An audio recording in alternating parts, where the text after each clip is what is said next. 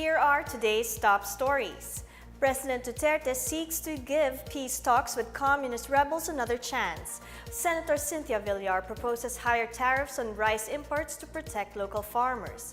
And the DILG is firm on prohibiting the recruitment of police aspirants wearing tattoos. Good day, I'm Pia Rosas Morato. Welcome to the PNA Newsroom.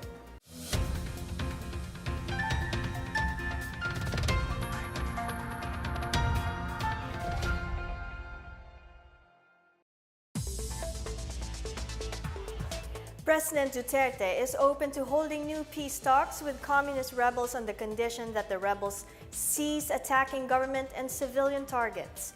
Presidential advisor on the peace process, Jesus Dureza, said the president directed the cabinet to work on another chance of negotiations with the CPP, NPA, and DF. Dureza earlier said that the presence of an enabling environment will determine the resumption of peace talks. Defense Secretary Delfin Lorenzana meanwhile said the CPP-NPA will no longer be tagged as terrorists if the peace talks push through. Senior Deputy Executive Secretary Menardo Guevara earlier said the resumption of peace talks with the communists would be subjected to preconditions which include the government's demand for the communist rebels to lay down their arms. Duterte started formal peace talks with the National Democratic Front in 2016 but canceled them amid continued attacks of the NPA on government forces and civilians. Last December, Duterte signed a proclamation declaring the CPP-NPA as a terror organization. President Duterte has created a task force to centralize all government efforts for the reintegration of former communist rebels. Duterte created Task Force Balik Loob as the central coordinating body that will supervise the reintegration efforts.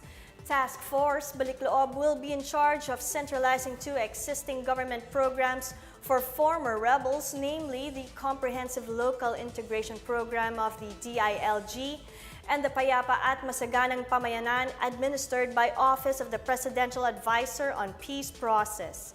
Other functions of the task force include developing implementing guidelines, providing capability assistance to local government units, coordinating with involved agency, and preparing a mechanism that will check the status of reintegration efforts.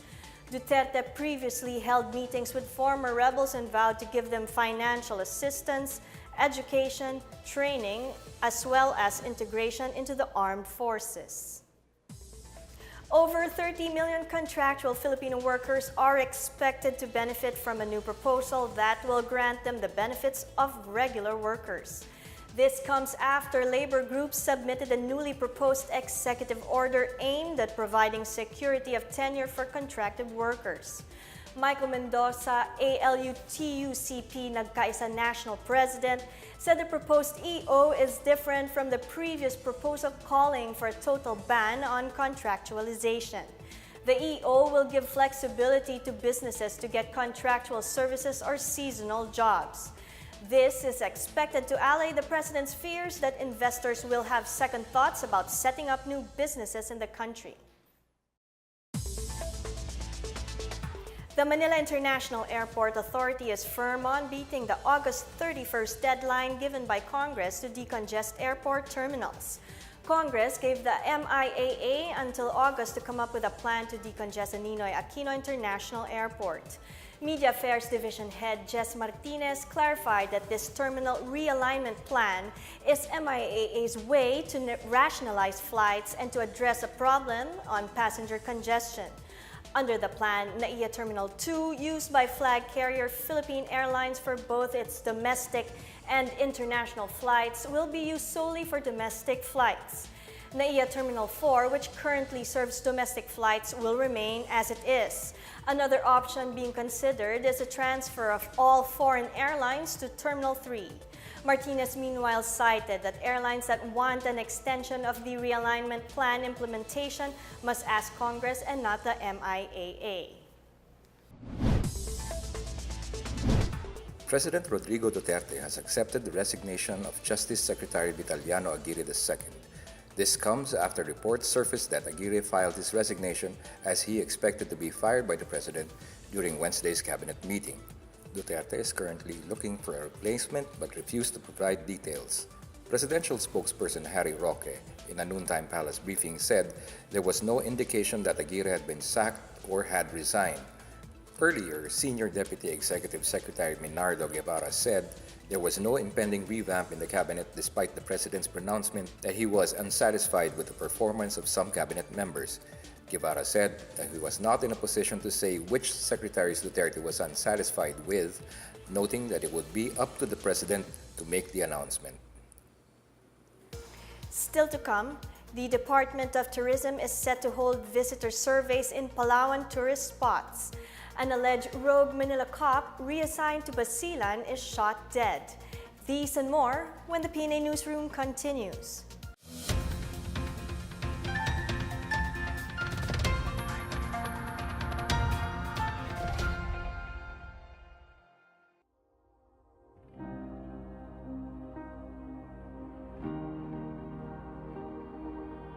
Ay ano ma'am mo, sa noon mga panahon ay kung tingnan ito, lahat na lang ito ay green. Kung noon ay siyempre malaka ang tao, hindi mo talaga matingnan yan, kundi ay mamaganon ka talaga magtingin din sa kasilaw.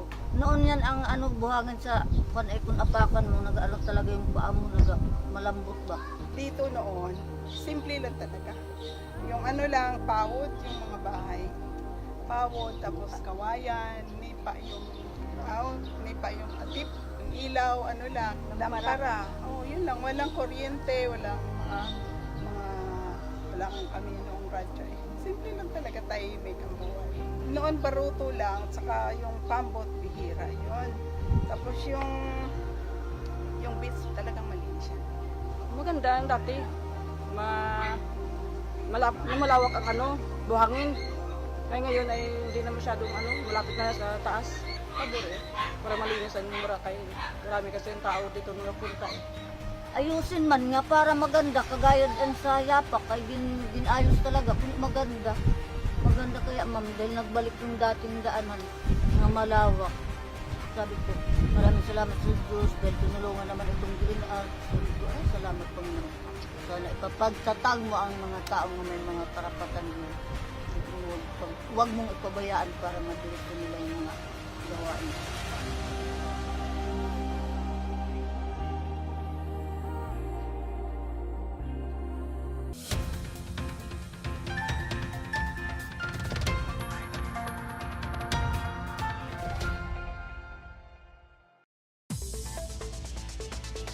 The Department of Tourism in Mimaropa is planning to conduct visitor surveys this month in Palawan's major tourist destinations. DOT Mimaropa will visit Puerto Princesa, Coron, and El Nido for the departure points visitor survey starting April 9. The surveys will determine the profiles of visitors, their travel habits, and the effects of tourism in the economies in these areas. The information gathered will help in the planning of tourism activities, projects, and programs to further develop the tourism industry in the province and the region. In Puerto Princesa, surveys will be carried out in the underground river, Honda Bay in Barangay Santa Lourdes, and Crocodile Farm in Barangay Irawan. The same goes in Baquit Bay and Nakpan Beach in El Nido, and in Kayangan Lake, Coron Island, and Makinit Hot Spring in Coron. The surveys will be done at the Puerto Princesa International Airport, Leo Airport in El Nido, and Francisco B. Reyes Airport and Coron Seaport in Coron Town. The Senate is considering the imposition of a 35% tariff on imported rice to level the playing field for local rice farmers. Senator Cynthia Villar said that rice imported from Vietnam should be on equal footing with rice produced in Nueva Ecija. Villar cited a report from Nueva Ecija's Agriculture Office that production cost of rice in the province is at 8 pesos per kilo. This way below the 12 pesos per kilo national average cost, while in Vietnam, rice production is placed at 6 pesos a kilo. The Provincial Agriculture Office reports that Nueva Ecija produces an average of 5.8 metric tons per hectare or 8 pesos per kilo production cost. The tariff will increase to 8 pesos when imposed, which is the maximum allowable amount set by the ASEAN. The family of slain OFW Joanna de Mafelis is thankful that a court in Kuwait has sentenced her employers to death by hanging. Jojet de Mafelis, eldest brother of Joanna, thanked the government for helping to resolve the case. Labor Secretary Silvestre Bello III and O Administrator Hans Leo Kakdak informed the family that the Kuwaiti Criminal Court issued a death sentence against Joanna's employers, Lebanese Nader Essam Asaf and his Syrian wife, Mona Hassoun. Joanna's immediate family is still in Manila as they are standing by in case they are needed by authorities on matters regarding Joanna's case. Joanna de Mafelis was found dead inside a freezer in an abandoned apartment in Kuwait in February and was laid to rest last March. A police officer from Manila who was among the alleged rogue cops assigned to Mindanao was shot dead in Isabela City, Basilan. Killed was Senior Inspector Aristodes Miranda, Deputy Chief for Police Community Relations of Task Force Basilan. Isabela City Police Chief Restituto Pangusban said Miranda was killed Wednesday morning while jogging along Rizal Avenue, Barangay Aguada. Miranda reportedly died on the spot after being shot in the head by a lone gunman. Miranda was among more than 50 policemen from Metro Manila who were assigned to Basilan last year after they were implicated in illegal drug activities. The military in Surigao del Sur disclosed that New People's Army rebels are possibly recruiting new members in the province. 36th Infantry Battalion Commander Xerxes Trinidad confirmed that some 19 college students were held in an army checkpoint in Barangay Mangroyong, San Miguel Town. They were identified as graduates of the Tribal Filipino Program of Surigao del Sur, a school for indigenous peoples. However, the military had linked this school, which had no accreditation from DepEd, to communist terrorists. General Franco Nemesio Gacal, commander of the 402nd Infantry Brigade, disclosed that the NPA holds summertime activities to recruit, indoctrinate, and mobilize potential members. Gacal advised parents to always keep track and guide their children as well as the groups they associate with. Up next, the DILG is firm on prohibiting the recruitment of police aspirants wearing tattoos. Davao City Mayor Sara Duterte Carpio warns of a Facebook scam soliciting money using her name. These and more when the PNA Newsroom returns.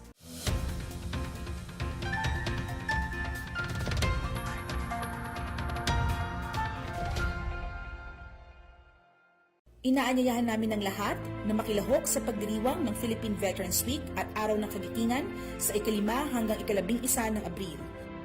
Ang tema para sa mga gaganaping pagdiriwang ay Kagitingan at Pagmamahal sa Pilipinas para sa tunay na pagbabago. Para sa mga karagdagang detalye, ilike lamang ang Facebook page ng Philippine Veterans Affairs Office. #Kagitingan 2018.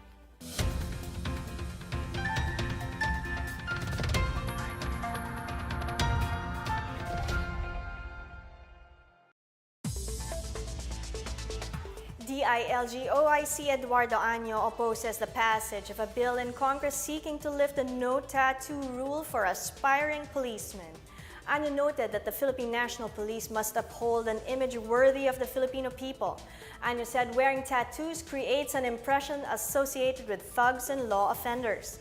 He added that policemen should not only be excellent law enforcers but also role models to the people and the youth. The proposed bill explains that tattoo should not be a basis for the entry of well-meaning individuals in the police organization.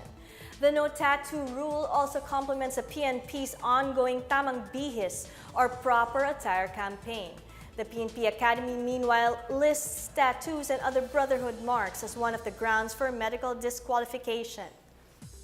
Davao City's Mayor Sara Duterte Carpio warns the public against a scam on social media in using her name. The scammer is offering a partnership for a financing structure that provides loans from $5,000 to $5 million through Facebook. The scammer also introduces itself as a messenger of the mayor. Duterte Carpio said she has no such messenger and she does not solicit money. She adds that the scam merely aims to cash in on her name to fool others. The Australia Crocs sent Batangilas crashing with an 82-52 rout in the final day of the group phase of the FIBA Asia U16 Championship in Foshan, China. Using their pressure defense, the Crocs quickly recovered from a slow start and eventually bludgeoned a sluggish Batangilas. Jay Rantal tallied 15 points, 3 rebounds, and 2 assists off the bench for Australia, which topped its group at 2-0 and secured an outright seat to the quarterfinals. McLeod Gaudana fired 11 points, 3 rebounds, and 1 steal off the bench for Batangilas, which needs to beat Hong Kong in the wildcard playoffs on Thursday for the right to join Australia in the quarterfinals. The DILG has launched a film festival that advocates women empowerment and rights through visual arts. Here's our report. The DILG invites filmmakers and artists to join its upcoming Women's Film Festival. The festival, titled Cinemaria, which will be held annually, aims to promote women empowerment through visual arts. DILG OIC Secretary Eduardo Años said the film is a powerful and creative medium for spreading awareness about issues in society, particularly the advocacy of gender and development. The DILG is accepting entries until June this year.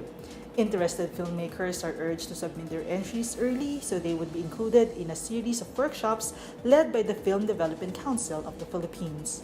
The Film Fest featuring the accepted entries will be held on March 2019. For the PNA Newsroom, I'm Janice Cave.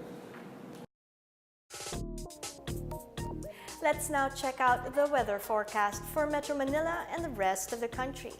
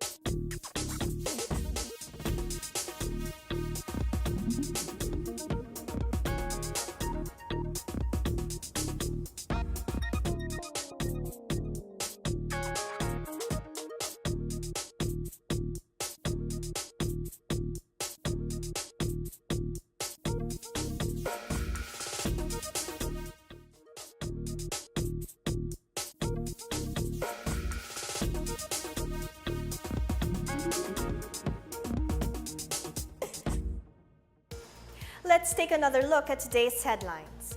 President Duterte seeks to give peace talks with communist rebels another chance. Senator Cynthia Villar proposes higher tariffs on rice imports to protect local farmers. And the DILG is firm on prohibiting the recruitment of police aspirants wearing tattoos. Thank you for watching another edition of the PNA Newsroom. To check out these and other stories, visit the PNA website or follow the Philippine News Agency on Facebook and Twitter. For more stories about the government and how it serves the Filipinos, look for these hashtags in all of our social media platforms and websites. And that's your daily dose of the hottest news and the latest information that you need to know from the PNA Newsroom. I'm Pia Rosas Morato. Good day.